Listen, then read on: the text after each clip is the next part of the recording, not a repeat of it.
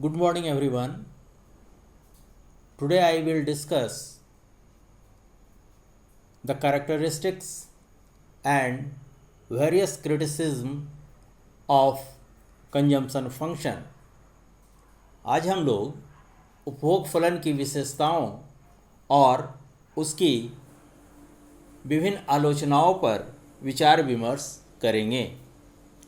उपभोग फलन, जिसे केन्स ने उपभोग प्रवृत्ति कहा है, कि अपनी कुछ विशेषताएं हैं जो इस प्रकार हैं। पहला, मनोवैज्ञानिक धारणा। उपभोग फलन या उपभोग प्रवृत्ति पर भिन्न भिन्न भावगत तत्वों जैसे फैशन, आदत, रुचि आदि का काफ़ी प्रभाव पड़ता है।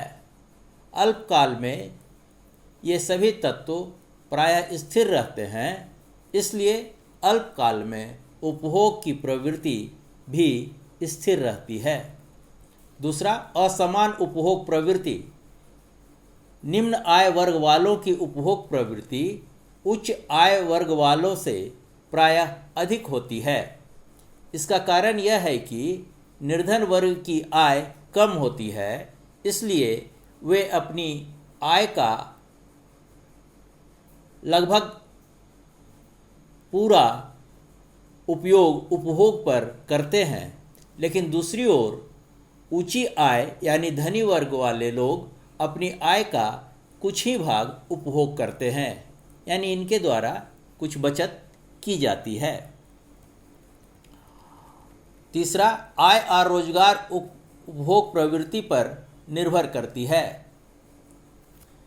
यदि उपभोग प्रवृत्ति बढ़ रही हो तो उत्पादन में वृद्धि करना आवश्यक हो जाता है, जिससे रोजगार और आय दोनों में वृद्धि होती है।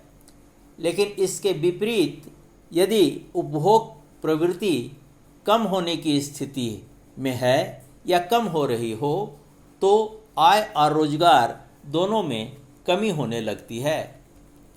चौथा, अल्पकालीन उपभोग व्यय।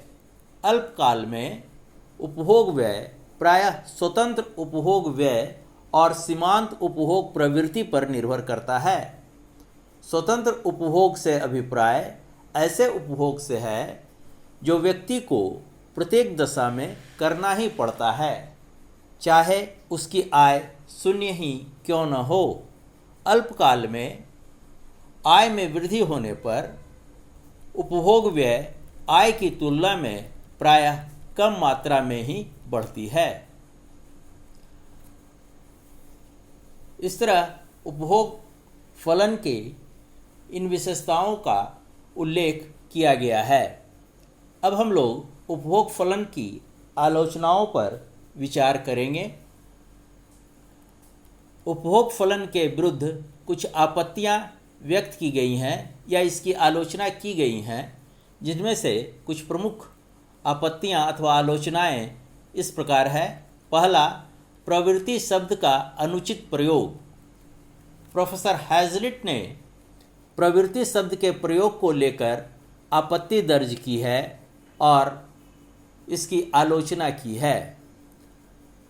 प्रोफेसर हैज़लिट के विचार में प्रवृत्ति शब्द का अर्थ केवल झुकाव होता है, जबकि केन्स ने प्रवृत्ति शब्द को आय के एक निश्चित भाग को व्यक्त करने के लिए किया है। साथ ही साथ उपभोग प्रवृत्ति आय में से व्यय की जाने वाली राशि को प्रकट नहीं करती है। इसमें से वह भाग जो पूंजीगत वस्तुओं पर व्यय किया जाता है उपभोग में शामिल नहीं किया जा सकता। प्रोफेसर हैज़लिट के शब्दों में, यदि एक डॉक्टर एक मकान का क्रय करता है और उसको अपने निवास स्थान और क्लिनिक के रूप में प्रयोग करता है, तो उस शब्द को केन्स के खाते में कितने भाग को डॉक्टर की उपभोग प्रवृत्ति में और कितने भाग को विनियोग में लिखा जाएगा। दूसरा, अवास्तविक। प्रोफेसर हैज़लिट ने उपभोग फलन की आलोचना करते हुए इसे अवास्तविक बताया है और इस सिद्धांत को गलत माना है। उन्होंने अमेरिका में 1944 से 1955 तक के उपभोग आय और बचत के आंकड़ों से स्पष्ट किया है कि आय में बढ़ोतरी होने पर बचत में वृद्धि होने के बदले कमी हुई है। तीसरा, दीर्घकालीन नहीं है। उपभोग फलन सिद्धांत की आलोचना इस आधार पर भी की गई है कि यह केवल अल्पकालीन नियम है। सच तो यह है कि दीर्घकाल में मनोवैज्ञानिक और संस्थागत घटकों में परिवर्तन हो जाने के कारण उपभोग प्रवृत्ति में भी परिवर्तन हो जाता है। चौथा, कुछ अन्य आलोचनाओं के रूप में है जो इस प्रकार हैं। हैजलिट ने उपभोग फलन के नियम को एक धोखा बताया है। उनका मत है कि इसे गणितीय समीकरण में व्यक्त कर देने से उसमें निश्चितता नहीं आ सकती। आलोचकों का कहना है कि केन्स ने अल्पकाल और दीर्घकालीन उपभोग प्रवृत्ति के बीच के अंतर को स्पष्ट नहीं किया है। प्रोफेसर गार्डनर एक्ले ने भी आलोचना करते हुए कहा है कि केन्स का उपभोग फलन आगमन तर्क का कोई महत्वपूर्ण उदाहरण नहीं है और न ही निगमन तर्क को विश्लेषित करता है। प्रोफेसर केन्स के उपभोग प्रवृत्ति के सिद्धांत की आलोचना इस आधार पर भी की गई है कि इस सिद्धांत में समाज पर क्या गुणात्मक प्रभाव पड़ता है, इस तथ्य की कोई विवेचना नहीं की गई है और यह केवल संख्यात्मक दृष्टिकोण की अभिव्यक्ति मात्र है। केन्स के उपभोग फलन के विरुद्ध यह आपत्ति भी व्यक्त की गई है कि यह सिद्धांत धन का आकार, आय एवं धन के बीच संबंध और काले धन जैसे घटकों का कोई विवेचन नहीं करता है।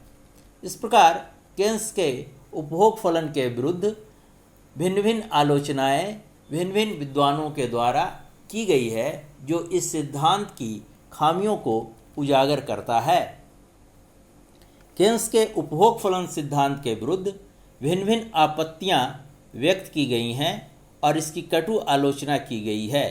इन आलोचनाओं के अवलोकन से इस सिद्धांत की खामियों और उसकी कमजोरियों का पता चलता है। धन्यवाद।